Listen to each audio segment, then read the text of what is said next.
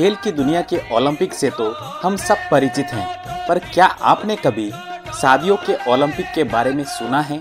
अगर नहीं तो आज हम राजस्थान के बीकानेर में होने वाले एक अनोखे ओलंपिक के बारे में बताने जा रहे हैं, जिसका किसी खेल से कोई सरोकार नहीं है, बल्कि यहाँ सच में एक शादियों का ओलंपिक होता है और उस दिन सैकड़ों जोड़े वैवाहिक बंधन से जुड़ते हैं, वो भी एक ही समय, एक ही मुहूर्त में। और ये किसी एक पंडाल या भवन में नहीं होता, बल्कि पूरे बीकानेर शहर में आयोजित होता है। इतना ही नहीं, यहाँ बारात में वर यानी दुल्हा किसी घोड़ी या रथ पर सवार होकर विवाह करने नहीं जाता है, बल्कि विष्णु रूप में पैदल ही जाता है। पारंपरिक वेशभूषा में शादी करने वालों को गली मोहल्लों में संस्थाओं द्वारा उन्हें पुरस्कार और सम्मानित भी किया जाता है। इस विशेष दिन को पुष्करना सावा ओलंपिक कहा जाता है। आइए जानते हैं इस अनूठे शादियों के ओलंपिक के बारे में। ये सावा यानी कि एक विशेष प्रकार का विवाह का मुहूर्त, और आजकल जो लोग हैं इसको ओलंपिक शादियां, ओलंपिक सावा के नाम से जानते हैं, क्योंकि विश्व में लोग इसी नाम से जानते हैं। तो देखिए, सबसे पहले तो मैं बताऊं कि ये पहले 7 वर्ष से होता था, फिर 1969 से ये 4 साल से हो गया, और 4 साल से होने के कारण इसका नाम लोग ओलंपिक जानने लगे, क्योंकि बीच में ओलंपिक खेलों की शुरुआत हो गई थी, तो लोगों ने इसको नाम दे दिया ओलंपिक, यानी एक प्रसिद्ध नाम हो गया ओलंपिक शादियां। वैसे इसका नाम है पुष्करना सावा। और फिर जब समय की मांग हुई तो ये 2 साल से होने लग गया, आजकल 2 साल से होता है। इसकी खास बात यह भी है कि इसके लिए सबसे पहले पंडित जो लोग हैं एक साथ बैठते हैं, मुहूर्त तय करते हैं, इसको कहते हैं सावा शोधन, और इसके लिए समस्त कर्मकांडी पंडित ज्योतिषी साथ साथ करते हैं कि कौन सा मुहूर्त, कौन सी तिथि, कौन सी घड़ी, कौन सी बेला सर्वश्रेष्ठ है, जिस दिन एक ही दिन में ये सब लोग शादियां कर सकें। और वो मुहूर्त भी होता है, सिर्फ 1008 नाम जो है उसी में से मुहूर्त तय होता है कोई कौन सा नाम रखना है। जैसे इस बार नाम रखा गया भगवान शंकर का नाम भवानी शंकर और अंबिका। देखिए, इस बार शादी जो होनी है वो भगवान भवानी शंकर और अंबिका की होनी है। जो जितनी भी कुमकुम पत्रिका छपेगी, जितनी भी विवाह पत्रिका छपेगी, उन सब पे नाम होगा भवानी शंकर संग अंबिका, और कोष्ठक में छोटा सा नाम उनका जरूर पहचान के लिए रखा जाएगा। तो एक दिन ही से शादी होनी है, वो भगवान शंकर और अंबिका की होनी है।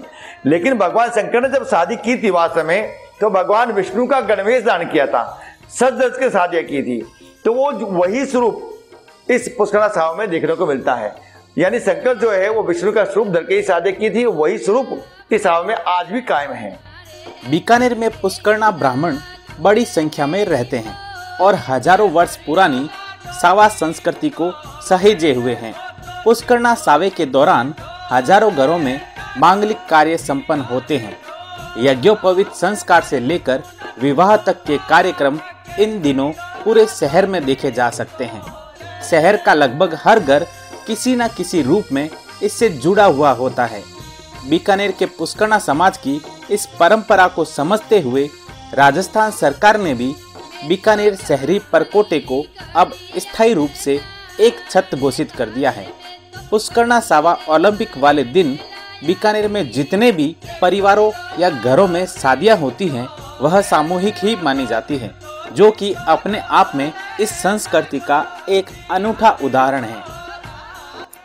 पुष्करना सावा में एक दिन में सैकड़ों शादियां होती है, तो किसी एक भवन में या एक आश्रम में, एक पंडाल के नीचे शादी संभव ही नहीं है। तो सरकार ने भी, प्रशासन ने भी इसको स्थायी छत घोषित कर दिया कि शहर परकोटे में जितनी भी शादी होगी वो सामूहिक शादियां मानी जाएगी। लेकिन एक ही दिन, एक ही समय जब विष्णु स्वरूप में दुल्हन निकलते हैं, तो एक दृश्य होता है, सारा गगन मंडप, सारा जहां बराती, ये दृश्य बीकानेर में देखने को मिलता है। हम पूरे देश को इस सावे को देखना चाहिए, समझना चाहिए। और ये भी कह रहा हूँ, पुष्करना समाज ये प्रेरणा देता है कि मितव्ययिता है, लेकिन एक संस्कारों को, पुरानी संस्कृति को साथ लेके चलने का संदेश देता है पुष्करना सावा। और सामूहिकता समरूपता देता है सावा। देखिए हमारे जो मंत्री हैं, हमारे विधायक हैं, हमारे जो बड़े बड़े उद्योगपति हैं इस शहर के, सब ने पुष्करणा समाज के जो लोग हैं उन्होंने शादियाँ इस सावा में की हैं। तो चाहे बड़ा तबका हो चाहे छोटा तबका हो, इसमें ये अंतर नहीं है, बल्कि गौरव की बात है। पुष्करणा ब्राह्मण समाज ओलंपिक सावे से हर समाज को एकता और समरूपता की सीख देता है।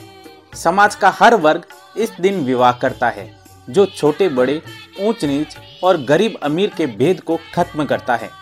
मंत्रियों, उद्योगपतियों से लेकर एमएलए और कई सामाजिक संगठन तक पुष्करणा सावे की तारीफ में कसीदे पढ़ चुके हैं। ओलंपिक सावा संस्कृति को बढ़ावा देने के लिए संस्थान के रूप में कार्य कर रही रमक जमक के कार्य को भी सराहा गया है। एक समय था जब हजारों शादियां इसमें हुआ करती थी और बीच में वो संख्या कम हो गई, इस गणवेश की पौराणिक संस्कृति की कम हो गई। तो मेरे पिताजी छोटूलाल जी ओझा ने बीकानेर शहर में इसकी शुरुआत की थी कि संस्कृति को कायम कैसे रखें। तो विष्णु गणवेश दुल्हों को क्या परेशानी हो रही है और इसका महत्व कैसे बताना है, फिर उनको प्रोत्साहित कैसे करना है। तो विष्णु रूपी दुल्हों का सम्मान करना, सत्कार करना, उनको खिड़कियां बाग देना, खिड़कियां बाग बांधना, वो चीज़ें उनको सुविधा उपलब्ध करवाई, प्रोत्साहन देना शुरू किया।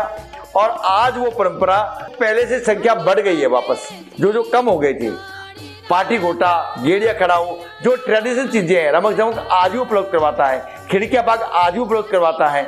और जो दूल्हे विशेष रूप में जाते हैं उनका सत्कार सम्मान करता है। अब रही बात आधुनिक युग है, समय के साथ चलना है, लेकिन लोगों ने क्या किया, सिर्फ बैंड बाजे, घोड़ी, सूट बूट को आधुनिक युग मान लिया या आधुनिक समय मान लिया। नहीं, वो ये चीज नहीं है। देखिए आधुनिक युग के साथ चलना है और समय के साथ चलना है, लेकिन अपने मूल सोच क्या थी, हमारे बुजुर्गों की मूल सोच मितव्ययिता थी, संस्कार और संस्कृति का पालन करना था, धर्म के साथ चलना था। वही आज इस सावन में है और हम उन्हीं का सम्मान करते हैं। तो हम अपने मूल परंपरा, मूल संस्कृति, मूल संस्कार को न छोड़ें और समय के साथ भी आगे बढ़ें। जिस समय भर निकलता है तो केसरियो लाडो जीव तो छोड़े जागो किया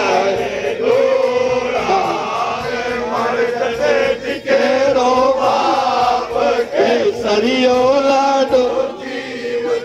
कोई भी आदमी समझेगा कि भर जा रहा है। तू मत डर पे हो दिला के सरियाओ कंवर शिव रतन जी मावड़ो ये हमारी परंपरा है, जिसने हमारे पुष्करणा सावों के जो भी मांगलिक परंपराएं हैं उनको कायम रखा है। और मैं रमक जमक को धन्यवाद देना चाहता हूँ कि जो सामग्री कहीं नहीं मिलती, उपनयन संस्कार, यज्ञोपवीत संस्कार, विवाह संस्कार की, तो सब रमक जमक में, चाहे पापड़ हो, बड़ी हो, गेड़िया हो, कम्बल हो, जो चीज चाहिए यहाँ पर मिल जाती है। और बिना किराए भाड़े के समाज के लिए उपलब्ध कराना मैं समझता हूँ बहुत बड़ी बात है। इसके लिए मैं समाज की तरफ से इनका अभिनंदन करता हूँ। पुष्करणा समाज परोपकारी समाज है, इसलिए परोपकार के काम करें, एक दूसरे के कष्ट में सहयोग करें और एक दूसरे का सहयोग करें। इन्हीं शब्दों के साथ मैं रमक जमक का आभारी हूँ और आप सब लोगों के उज्जवल भविष्य की मंगल कामना करता हूँ। जय हिंद। इस अनूठी परंपरा और संस्कृति के बारे में जानकर आपको कैसा लगा, हमें जरूर बताएं। हमसे जुड़ने के लिए रमक जमक के फेसबुक पेज और यूट्यूब चैनल को सब्सक्राइब जरूर करें। हम फिर मिलेंगे एक नई जानकारी के साथ।